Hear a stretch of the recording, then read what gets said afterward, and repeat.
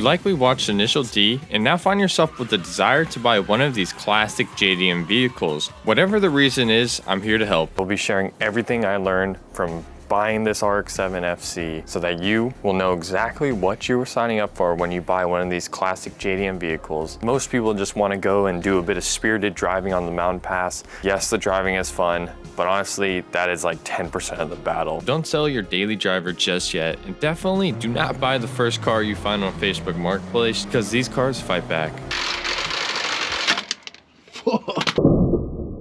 That's why you don't use those things, because they fly off.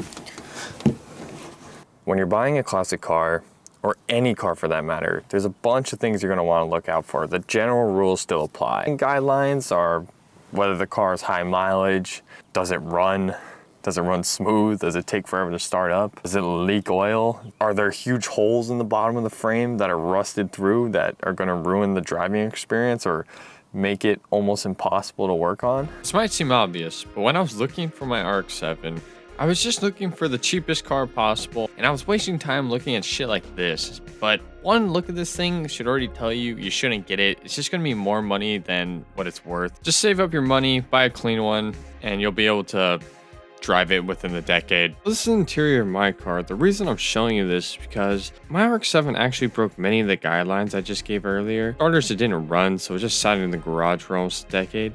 But it was obvious that the owner took care of it and appreciated the car and kept with the maintenance. So take the guidelines with a grain of salt, because every car is unique.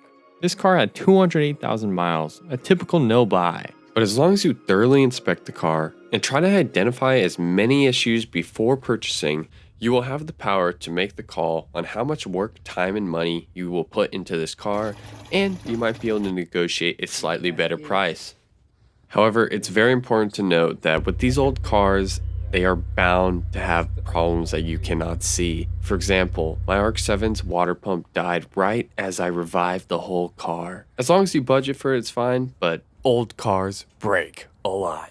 I knew the work I was signing up for, a project car that I was going to learn how to work on the vehicle, understand the machine I was driving a bit better, and would require a lot more work than buying a more modern car. But that's exactly what I wanted. I'm not trying to deter you. I'm just trying to make sure you're prepared for the journey. One of the best ways to be prepared if you aren't already a master mechanic is by having a mentor, whether it be a friend or relative. My dad helped me out a lot, which prevented me from making some really expensive mistakes.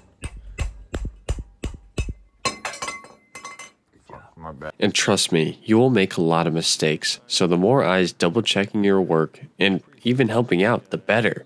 You'll get more done, and you'll learn a lot for sure. Because one thing that actually did catch me off guard with this car, even with all my research, was surprisingly these things. 4-lug. That's why right now, the reason my car's on the jack stands is because I'm doing a 4 to 5 lug conversion and had to buy the front spindles, front calipers, and not to mention the entire rear subframe assembly.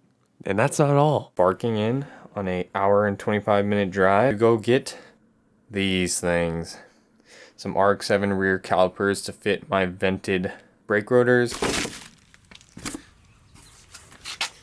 There they are. Importantly, they fit on the rotor. This is part of the fun of owning an older car. Hunting for parts, compatibility issues, researching which parts can fit, and making old parts work. Part of the struggle, since you just can't go to the dealership and buy the parts brand new. So you have to rely on aftermarket and just meeting up with people who have parts, which can be a whole adventure in itself. So if this sounds outside of your interest and you also don't have access to the basic tools and you just want to improve your driving skills, I would highly recommend just doing sim racing instead.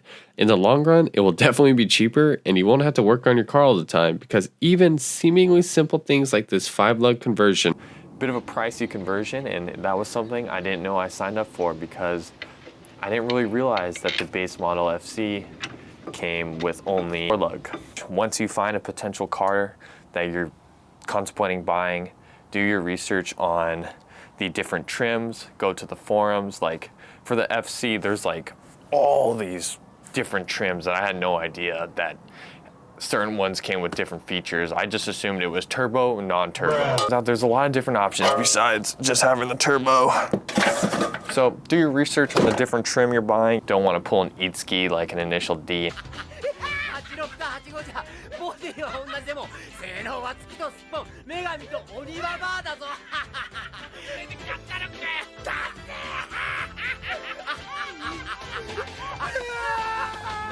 Owning a classic Japanese car is a fun, rewarding experience, and for me, it was one of the best decisions I ever made. I learned so much about how to work on cars, driving cars, and meeting a lot of fellow car enthusiasts because of this car, but it isn't for everyone. Even after all that, you are still not deterred. I leave you with one final reality check. Another reason I suggest having another car as a daily driver is because honestly, these cars, while they are very fun to drive, the older the car gets, the less comfortable it is to daily drive. Impractical thing number one, the hand crank windows. The AC is pretty ass. Inconvenient thing number three, the only cup holders in the damn car. I've never actually used these except for like ironically. 4, you have to lock the passenger door like this, and you always have to remember to lock it for all your friends that get out. But I'm not complaining. To me, these things are features because I have a daily driver.